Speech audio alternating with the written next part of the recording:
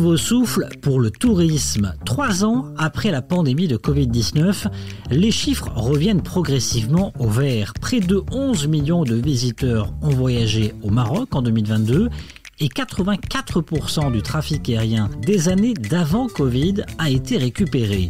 Des chiffres auxquels il manquait une nouvelle feuille de route. Eh bien, c'est chose faite avec la feuille de route du tourisme 2023-2026. Objectif, attirer plus de 17 millions de touristes.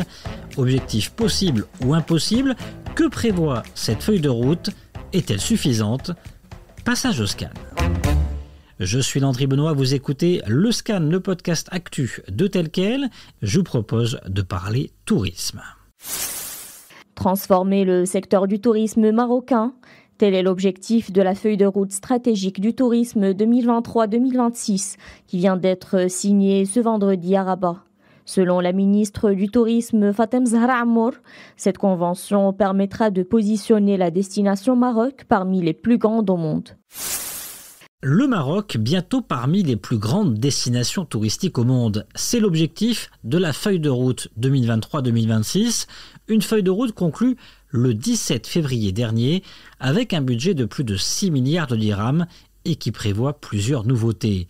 Pour en parler avec nous, le président du Conseil régional du tourisme de Casablanca-Setat, Othman Cherif Alami. Bonjour. Bonjour. 17 millions et demi de touristes en 2026, c'est donc l'objectif du gouvernement. Objectif tout à fait possible?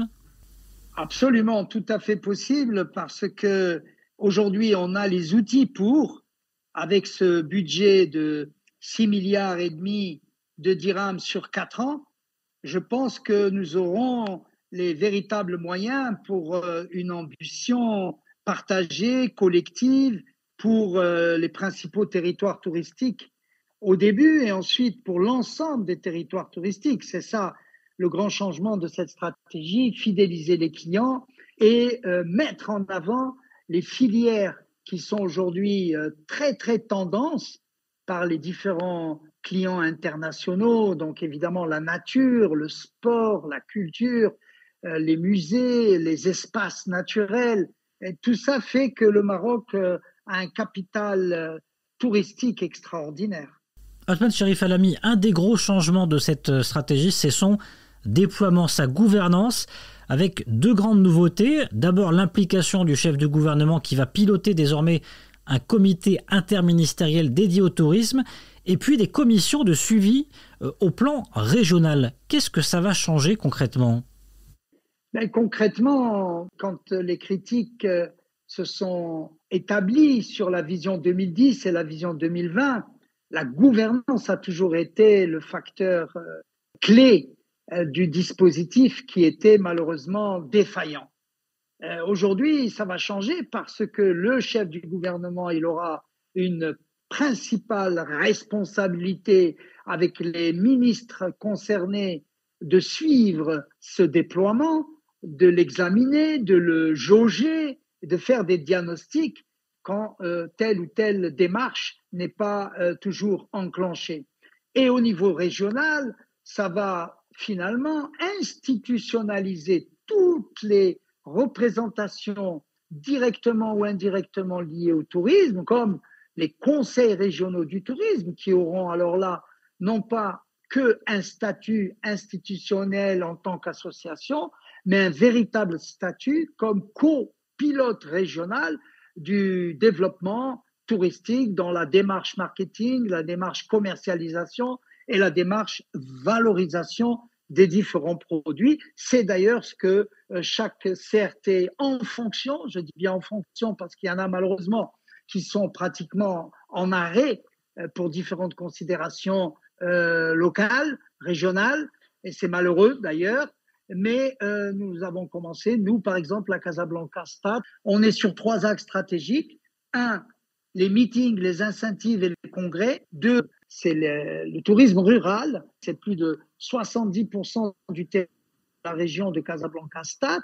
Et puis, il y a la volonté royale. 40% du budget de la région doit absolument être investi dans les territoires ruraux. Donc nous, on a mis en avant les produits touristiques que nous avons répertoriés dans les territoires ruraux, et nous avons trouvé des milliers et des milliers d'opportunités d'évasion, d'expérience, d'excursion, de visite dans ces territoires. Et puis, nous avons le troisième axe prioritaire qui est culture et loisirs.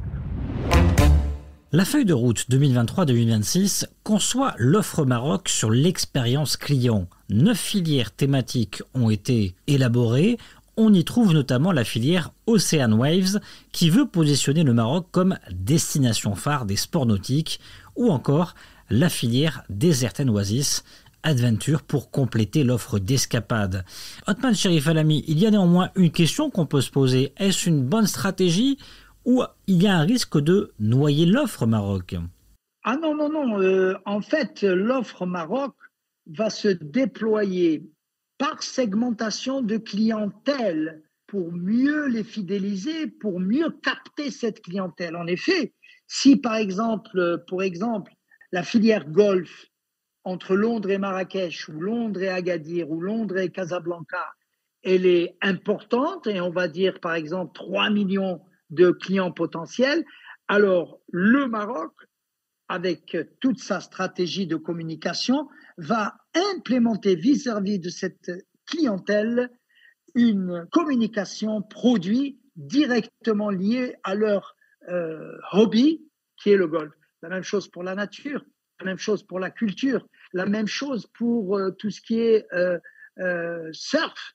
C'est ce qui se fait d'ailleurs aujourd'hui. La filière désert et oasis, elle va pouvoir capter, dans le cadre de voyages d'expérience et d'aventure, d'excellents clients, tendances, et que nous voyons ici et là. Si vous voulez, le boom des riads que nous connaissons, à Fès, à Marrakech, et puis après partout dans le royaume, qui s'est présenté comme une expérience marocain au cœur des médinas, eh bien, cette même tendance, on doit le transformer par rapport à la demande de la clientèle qui veut effectivement découvrir telle ou telle spécificité. Et c'est vrai que cette stratégie ne risque pas de noyer le Maroc. C'est toujours le Maroc qui sera effectivement le top mind des différentes campagnes de publicité. C'est obligé. Maroc, terre de lumière, c'est ce que nous avons aujourd'hui. La nouvelle feuille de route identifie 6 leviers de compétitivité. Parmi eux, la stimulation des investissements du secteur privé dans l'animation et les services touristiques. À quoi s'attendre selon vous?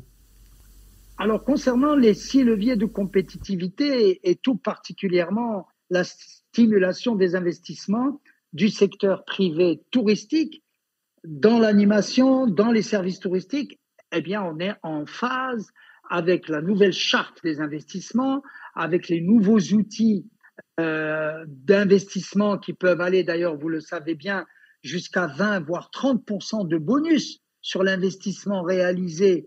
Et ce n'est pas capé, ça peut être sur 1 milliard de dirhams, comme ça peut être sur 100 millions de dirhams. Et ça, c'est très important pour que le privé international et privé national, puisse effectivement investir dans les différentes zones où les bonus sont encore plus intéressants. Là, il faudrait ajouter un petit bémol quand même, c'est que nous avons besoin, parallèlement à tous ces dispositifs, que le fonds Mohamed VI pour les investissements, dont le tourisme est parfaitement inscrit dans sa feuille de route, il faudrait qu'il y ait vis-à-vis des industries touristiques une véritable déclaration. Et dernièrement, la ministre du Tourisme, Fatima Zahra Amour, a précisé qu'elle s'en inquiète particulièrement et personnellement pour que les entreprises marocaines qui veulent devenir de grands champions puissent ouvrir leur capital, intéresser le fonds Mohamed VI, qui pourrait ainsi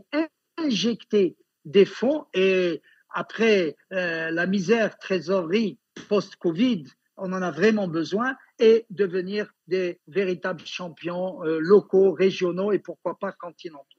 Alors, on ambitionne également des nouvelles capacités d'émergement, de renforcer l'offre aérienne. On rappelle qu'on est sur aujourd'hui à peu près 84% de récupération des lignes aériennes depuis la pandémie de Covid-19. Sur ces 2 points, Othman Cherif Alami, les investissements et les compagnies aériennes, à quand des prix attractifs?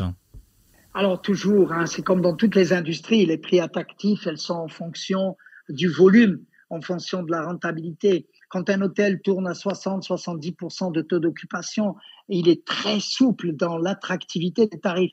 Mais quand vous parlez de l'attractivité des tarifs, il faut savoir vers quel segment de clientèle vous vous adressez. Quand vous vous adressez à l'Europe, eh bien, je le dirais, comme l'a dit dernièrement le patron de TripAdvisor lors du summit anglais-marocain à Agadir, your destination is perfect. Votre destination est parfaite pour les Anglais. Donc, le rapport qualité-prix, il est là. Bien sûr qu'il faut toujours faire mieux. Mais si vous parlez du tourisme national, il y a un grave déficit d'hébergement approprié au budget du citoyen. Et c'est là où il y a ce fameux conflit où les uns trouvent que les hôtels sont trop chers, mais c'est des hôtels 4 ou 5 étoiles. Maintenant, le volume est très important. Quand l'hôtel il tourne à 45-55%, il a intérêt à faire attention aux tarifs qu'il va appliquer pour assurer un minimum de rentabilité. Quant à l'aérien, eh bien, toutes les compagnies aériennes sont disposées à venir au Maroc. Dernièrement, on a vu 2 vols de Ryanair par semaine de Madrid à Essaouira. Et voilà le grand marketing des destinations grâce à cette compagnie aérienne numéro 1 en Europe, en low cost. Et également, il faut qu'on entende très rapidement le gouvernement participer à l'augmentation du capital de la Royal Air Maroc pour rassurer effectivement les industries touristiques sur la capacité de Royal Air Maroc de passer de 50 à 80 avions et de 80 avions à 120 avions, au moins dûment planifié dans les 10 prochaines années. C'est fondamental pour le développement et du tourisme loisir et du tourisme d'affaires vers le Maroc. Othman Cherif Alami, je voudrais qu'on fasse un saut dans le temps. Imaginons, on est en 2026. Cette stratégie, elle a fonctionné, elle a réussi. Le cap des 30 millions de touristes pour 2030, si le mondial de football nous est attribué, est possible ? Oui, pourquoi pas ? Maintenant, il y a des questions. Les 17 millions de touristes, si c'est pour 2,1 ou 2,3 nuits en moyenne par touriste, c'est pas bon. Si les 17 millions vont nous donner 3,5 ou 4,5 comme à Agadir, Tarazout, Bay de séjour moyen par touriste, c'est excellent. Après, 2030, 30 millions de touristes, 2030, 2032, la Coupe du Monde, oui, pourquoi pas. Mais après, il faut voir les réalités. Est-ce que nous avons la mobilité adaptée et en belle adéquation ? Est-ce que la biodiversité ne saurait pas toucher l'environnement ? Est-ce que le changement climatique ne va pas altérer la consommation des énergies et l'eau qui est essentielle et primordiale ? Donc, je ne voudrais pas que notre industrie ou les industries du tourisme soient comme dans certains pays, un effet blocage, comme à Barcelone ou aujourd'hui à Venise ou dans d'autres régions. Il faudrait qu'ils s'installent et qu'ils s'inscrivent dans les différentes régions. 30 millions de touristes, si les 15 millions, la moitié vont à Marrakech, c'est une catastrophe pour moi. C'est pas possible. Par contre, si c'est distribué dans les 12 régions du Royaume du Maroc, et c'est ça, encore une fois, le défi et le challenge stratégique, alors là, c'est magnifique. Merci beaucoup, Othman Cherif Alami. Merci. Le Scan, le podcast d'actualité, c'est fini pour aujourd'hui. Réalisation Adam Al-Arshawi. Et n'hésitez pas à vous abonner sur le site telquel.ma et à nous retrouver chaque jour du lundi au vendredi sur toutes les applications de plateformes de podcast et de streaming.